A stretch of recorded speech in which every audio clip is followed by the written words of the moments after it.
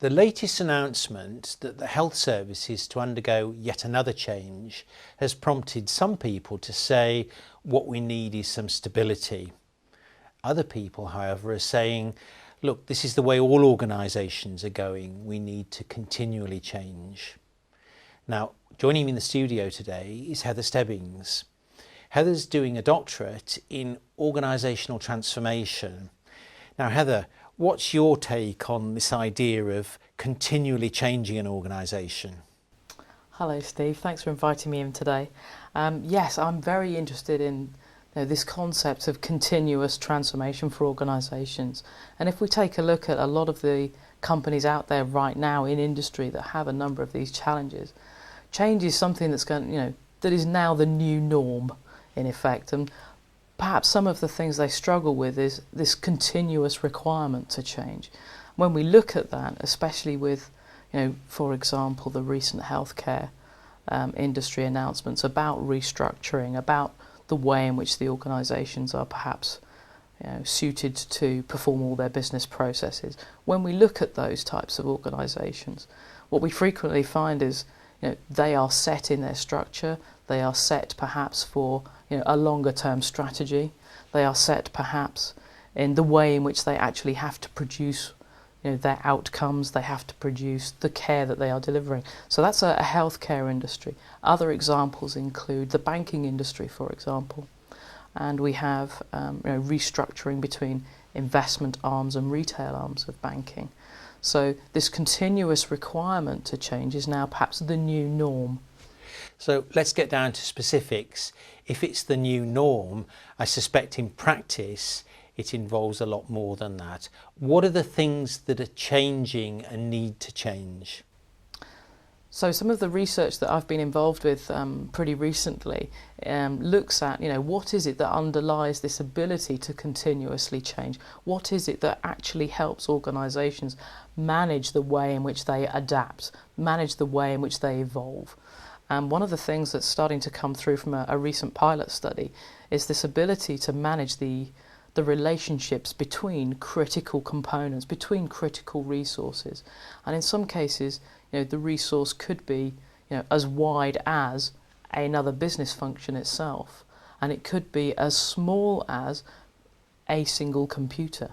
And what we're looking at particularly is the way in which these relationships can flex. Because once you have a flexible relationship, you'll find that the organisation can move more. So perhaps it's dependency driven, or it's the constraint that actually holds the organisation in a particular pattern. So give me a for instance. Give you a for instance. Let me give you an example that I've looked at from the legal industry. A number of them have particular processes that they have in place. They are very set in their ways. They need to operate as a professional services organisation that constantly delivers, a good quality output. They exist to serve, their customers and their clients with specific needs. When we look at the way in which particular business processes change, what we have is information routing, whether it's a flow of information to a particular point, or perhaps the criticality of that information changes. What you then find is if the process can't adjust the information flow or can't adjust the content, what you find is the input and the output of that process then becomes the rigid factor. So how do you oil the wheels to make that change? I think there's a number of things that are associated with oiling the wheels. If we look at particularly the legal industry study that I've just done, one of the oiling factors is understanding what it is that contributes to those flows of information. What is it that maintains that business process, the integrity of that business process? And if we look at the input-output value relationships that exist there, oiling those resources and oiling those connections and oiling those relationships, managing those interdependencies really effectively, it removes a lot of the constraints. So it's about managing those interdependencies that allows that level of flex. So to practical managers on the ground, Yeah. what would your key message be to make organisations adaptable, transformational, responsive?